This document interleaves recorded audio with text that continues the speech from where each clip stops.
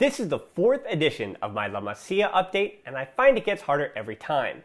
Only a fraction of the talents in the academy will ever reach the first team, so asking me to pick 5 or more players every 6 months gets more and more challenging every time I do this. And before I forget, hi, I'm Dan Hilton. This is a Barcelona Podcast YouTube exclusive. Okay, I think before I throw even more names out there, it's probably a better idea to go over the players that we've already talked about, because these are still the names who have the best chance of reaching the first team. So all the way back in the summer of 2019, which I know feels like a lifetime ago, the 5 La Masia talents that I chose were Riqui Puig, Iñaki Peña, Ansu Fati, Ilaix Moriba, Jam Jardy, with an honorable mention of Alejandro Balde.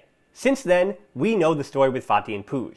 Moriba is a main figure with Barca B, Peña is the 3rd choice goalkeeper for the first team and one of the 3 starters for the B team. Balde is close to being a regular with Barca B, gaining promotion from Juvenil B to Juvenil A, and now Barca B within the span of a year and a half. Jardy has worked his way up at a more conventional speed, currently as an attacking midfielder and right winger with Juvenil A. Last winter, my 5 picks were Alejandro Orellana, Arnau Tenas, Nico González, Zacarias Ghailán, and Ilaix Akhomach. Orellana and Gonzalez are regulars for Barca B alongside Moriba, and still showing the potential to be on the fringes of the first team.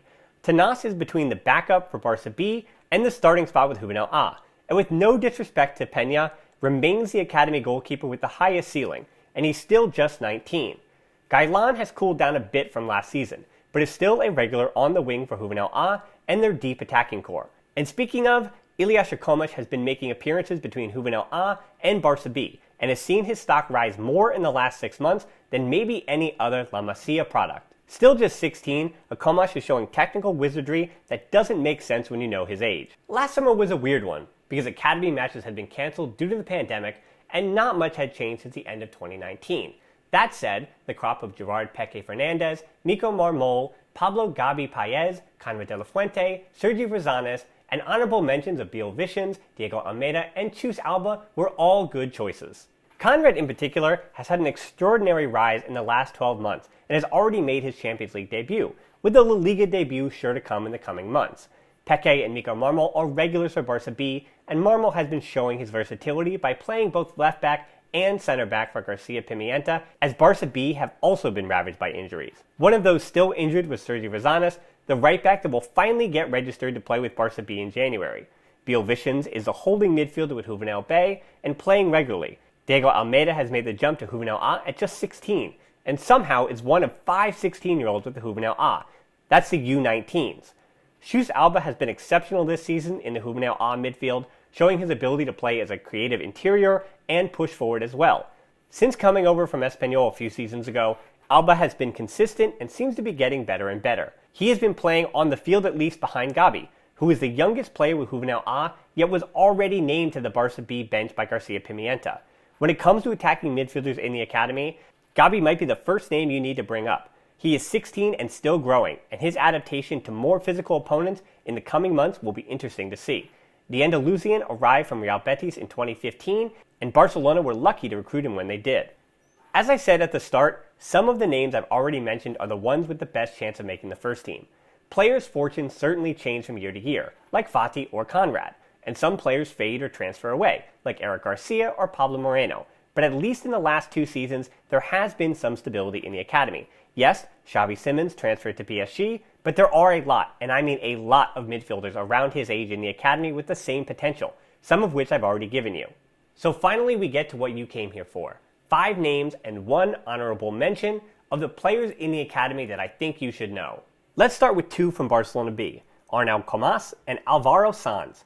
Comas is the starting center back for Garcia Pimienta, and Alvaro Sanz has been the regular right back, out of necessity. Comas is a prime example of someone I mean when I say that from 19 to 22, these kids need to play.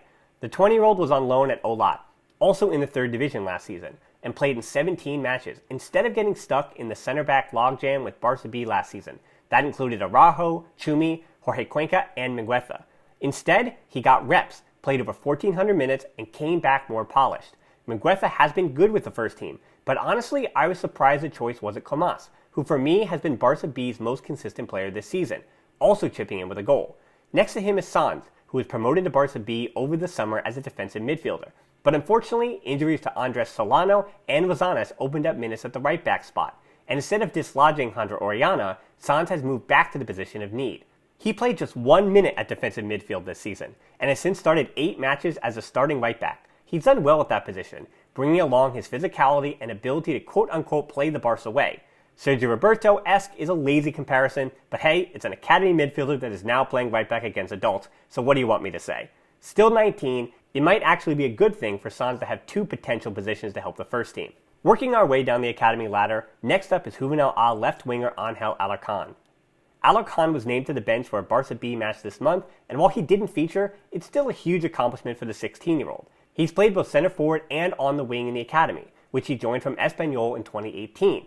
But he seems to have found a home on the wing as a goal-scoring threat, 7 goals and 4 assists in 15 matches this season at time of writing.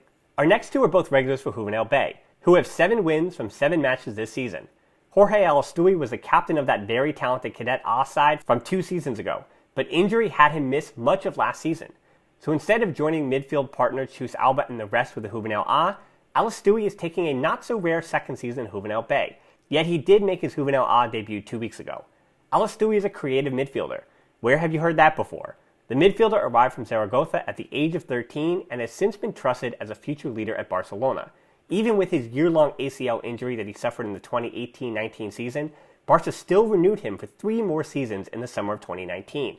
He returned to the field last February, but the pandemic cut short his return. Fortunately, he's looked back to his old self, dictating play, skillful dummies, goals, you name it, and I'm glad to see him back. One of his midfield compatriots with Juvenil B has been Aleix Garrido, a member of the very talented 2004 generation with Akhomach, Gabi, Almeida, and Alarcón. Garrido is lanky and thin, but fluid and technically gifted, even by La Masia standards. The way he sets up defenders before receiving the ball could be his best trait, and in 6 matches he has already delivered 4 goals and 1 assist, earning him a debut with Juvenil A. He was unfortunately injured in the last game, but we wish him as speedy recovery as possible. There are so many midfielders that I've already spoken about in this video, so I know it's hard to imagine that there are always more waiting in the wings, but as I said, midfielders and La Masia go hand in hand. Finally, our honorable mention, Juvenil A captain Jose Marça, 18-year-old center back who has started twice this year for Barca B at left back due to injuries. He doesn't get forward much as a left back, but it's the thing between his ears that seems to be his best asset.